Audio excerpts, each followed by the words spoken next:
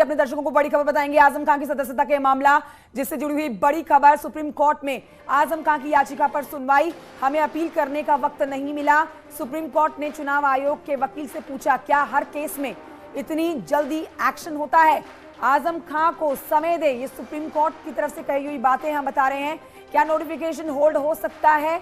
Khatauli seat पर ऐसा क्यों नहीं हुआ? तो ये बड़ी बातें आपको बता रहे हैं। आजम खान को भी मौका मिले। ये समाजवादी पार्टी के कद्दावर नेता आजम खान, जिनकी विधायकी उनको सजा होने के बाद गई है, कोर्ट में उनके वकील की तरफ से कही गई है।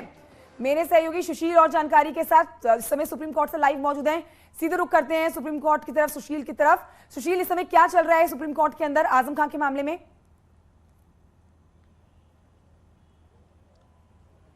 जी देखिए, आजम खान की तरफ से उनके वकील पी चिदम्बरम की तरफ से ये कोर्ट में कहा गया कि जब इस पूरे मामले में 27 अक्टूबर को आजम खान को कन्विक्ट किया गया तो उसके अगले दिन ही उनकी सदस्यता को रद्द कर दिया गया और उसके अगले दिन वहां पर उपचुनाव की घोषणा कर दी गई।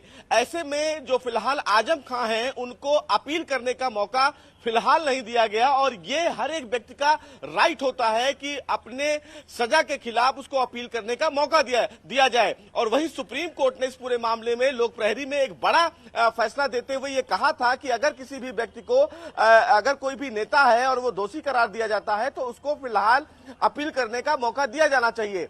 सुप्रीम कोर्ट ने सीधे चुनाव आयोग से यह सवाल किया है कि जब उनको ये मौका नहीं मिला तो क्या अब इलेक्शन को होल्ड किया जा सकता है या नहीं किया जा सकता है। सुप्रीम कोर्ट ने चुनाव आयोग से कहा है कि क्या 72 घंटे तक फिलहाल जो चुनाव का गजट नोटिफिकेशन है उसको जारी ना करने के लिए चुनाव आयोग आदेश दे सकता है या नहीं। चूंकि पी चिदम्बरम की तरफ से कहा गया कि इस पूरे मामले में आजम खान को फिलहाल मौका नहीं दिया गया, जबकि खतौली सीट से विक्रम सैनी जो बीजेपी के फिलहाल विधायक हैं, उनकी सदस्यता को रद्द करने के लिए लगभग एक हफ्ते का समय लिया गया जब मामला सुप्रीम कोर्ट में आजम खान पहुंच गए। ऐसे में कई बड़े सवाल फिलहाल सुप्रीम कोर्ट ने चुनाव आयोग से भी किए, यूपी सरकार से भी किए, लेकिन एक बड़ा सवाल इस पूरे मामले में अब यह है कि चुनाव आयोग 3 बजे बताएगा कि क्या इस पूरे मामले में जो फिलहाल उपचुनाव की घोषणा की गई है, क्या गजट नोटिफिकेशन पर फिलहाल 72 घंटे तक उसको अलाउ ना किया जाए, यानी कि सीधे तौर पर अगर माने तो इलेक्शन होल्ड करने की फिलहाल कहीं ना कहीं इशारा सुप्रीम कोर्ट ने आजम खान के मामले में किया है। क्योंकि सुप्रीम कोर्ट ने कहा है कि अगर निचली अदालत से उनके कन्विक्शन पर रोक लगाई जाती है तो जो इलेक्शन कमीशन के द्वारा उपचुनाव की घोषणा की गई है उसके कोई मायने नहीं रह जाएंगे। क्योंकि जब से कन्विक्शन फिलहाल कोर्ट के द्वारा दिया जाएगा तो उस तारीख से उनके कन्विक्शन को जोड़ा जाएगा जो उनके डिस्क्वालिफिकेशन को भी प्रभावित करेगा। ऐसे में अब चुनाव आयोग आने वाले 3 बजे यानी कि अभी 3 बजे ये जानकारी देगा कि उपचुनाव को लेकर जो फिलहाल नोटिफिकेशन जारी होना है, क्या 72 घंटे तक उस पर रोक लगाई जा सकती है या फिर नहीं।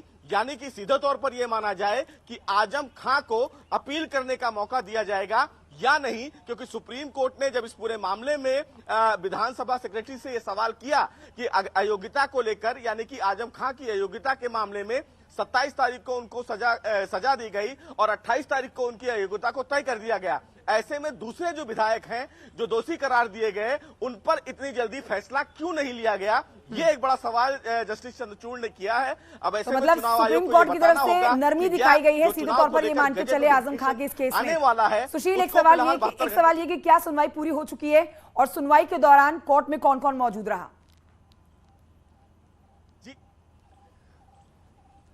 जी देखिए, अभी फिलहाल सुनवाई पूरी नहीं हुई है। लंच के लिए कोर्ट उठा है क्योंकि आज फिलहाल चीफ जस्टिस डीवाई चंद्रचूड़ लगभग 11:30 बजे कोर्ट में बैठे थे, इसलिए वो अभी फिलहाल कोर्ट से उठे हैं।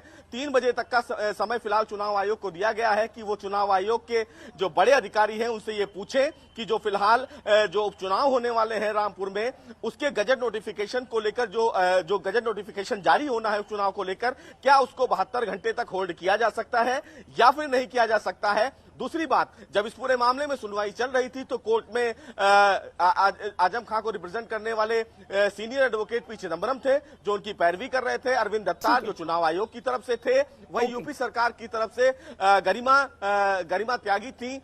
गरिमा प्रसाद थी, माफ कीजिएगा, ठीक गरिमा है। प्रसाद थी जो यूपी सरकार की फिलहाल अभी मतलब डबल थोड़ी देर के बाद ये तस्वीर साफ हो जाएगी कि रामपुर विधानसभा उपचुनाव पर आखिर क्या